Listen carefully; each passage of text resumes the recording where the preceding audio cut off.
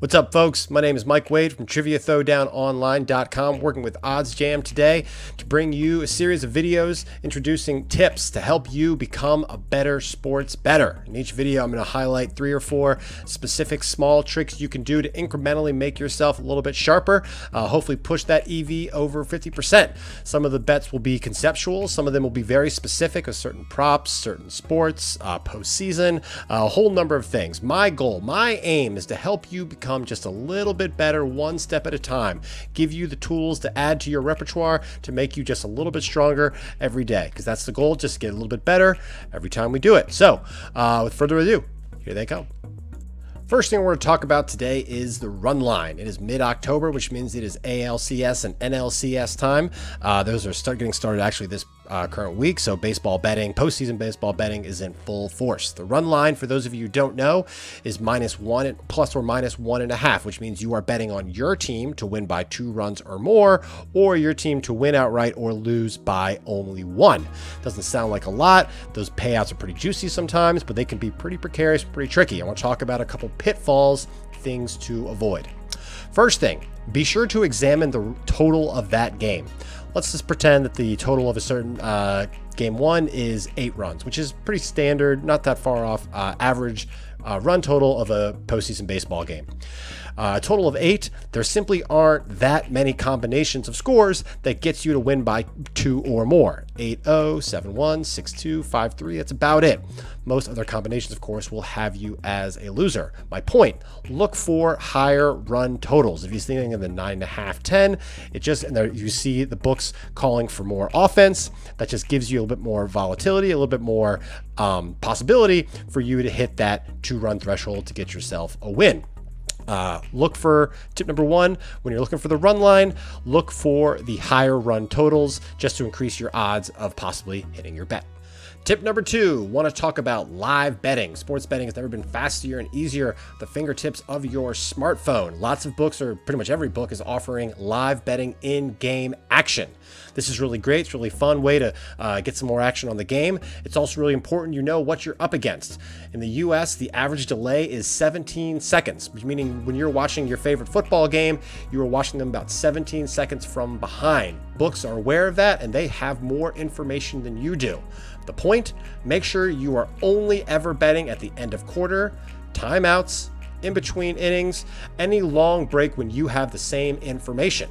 If you're on an 18-second delay, that one pitch could be a home run, it could be a strikeout, it could be a touchdown, it could be a 3-pointer, turnover, anything that could dramatically swing the bet. Maybe it's in your favor, and then the book is going to kick it back to you and say, we're sorry, the lines have changed. Maybe it got worse for you, and that book just accepts the bet, and you're just out of luck. It's always important that you do whatever you can to make sure you have a level playing field with the books whenever you can, but don't put yourself in any intentional disadvantages. When live betting, make sure you are only and always betting on timeouts, TV timeouts, when you guys all have the same information. Tip number 3, I want to talk about prop bets or proposition bets. These have exploded in popularity recently. A prop bet is oftentimes what's considered a kind of the game within the game. You might see one that says Tom Brady is going to throw for over or under 245 yards. Ezekiel Elliott's going to have over or under 21 carries. Max Scherzer is going to throw over or under 5 strikeouts. They're not necessarily tied to the specific outcome of the game, obviously, but they're about one specific player's statistics.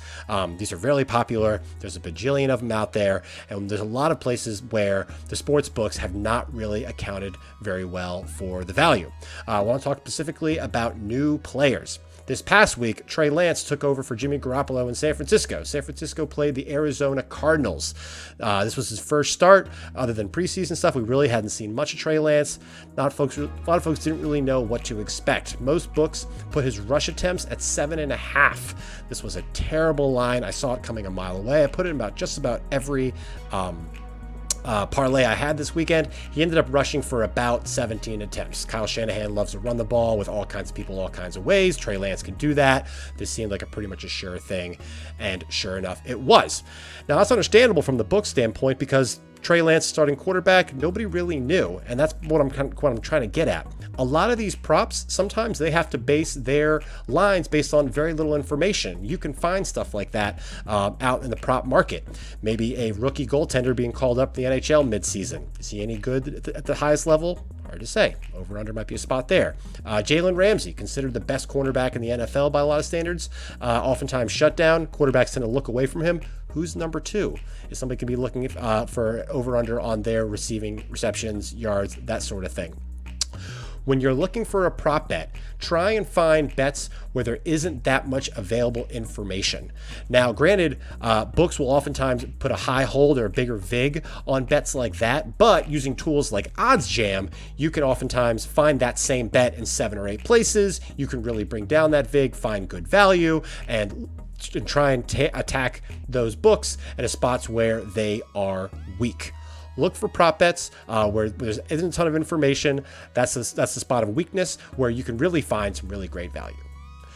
That's all for today, folks. Thank you so much for watching. I'm Mike Wade with Trivia Throwdown Online, working with OddsJam. If you like what you saw, be sure to comment, share, like, subscribe, all the things. Would love to hear your feedback.